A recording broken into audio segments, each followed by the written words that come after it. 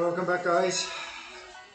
You guys are joining me on my second Everesting challenge training. Just finishing off the route that I haven't completed, and what better to test my endurance than the PRL half. Yes, eventually I have to do the full and the mega pretzel and the uber pretzel before I even think about tackling the Everesting challenge. Okay, so today's going to be pretty much 4 laps of box hill at 100% resistance.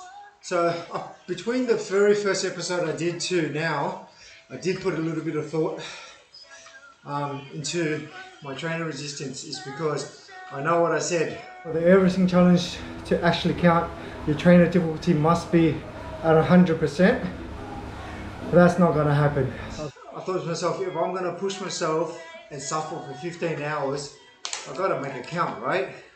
So there's no way I'm not going to do the Everesting challenge not on 100% resistance. So my trainer is on 100% resistance, and I have been playing around deciding which hill I should do. The Alp is definitely out of the question for me because I don't like grinding under 50 RPM or 50 cadence, and it will be a massive struggle fest. I did the Epicom, 3 laps of that, and I didn't enjoy it. It's because I couldn't descend all the way down to the bottom from the top without pedaling. So it required a little bit more work. The other one I'm thinking about is the Innsbruck Ford Com, sorry, not the reverse.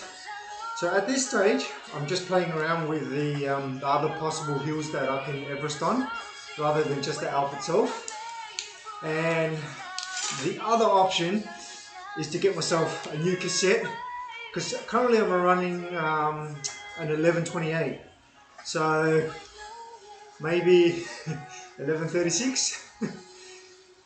I'll prefer 1136 because it will allow me at least 1 or 2 more gears, because I've never reached the what we call the 4-5 hour pain threshold where my legs won't want to move, so therefore I'll probably need that extra gear, but you never know. Anyways, I'll have a couple months to consider my options, but till then I'll be riding always on 100% trainer resistance, so I know exactly what to expect on the day. Alright, so that's my update so far for you guys. What is today's objective? I'm still in the warm-up. I basically just taking my time before the first climb. So based on around about 2.5 watts per kilo, I should be able to complete box hill around about 10 minutes.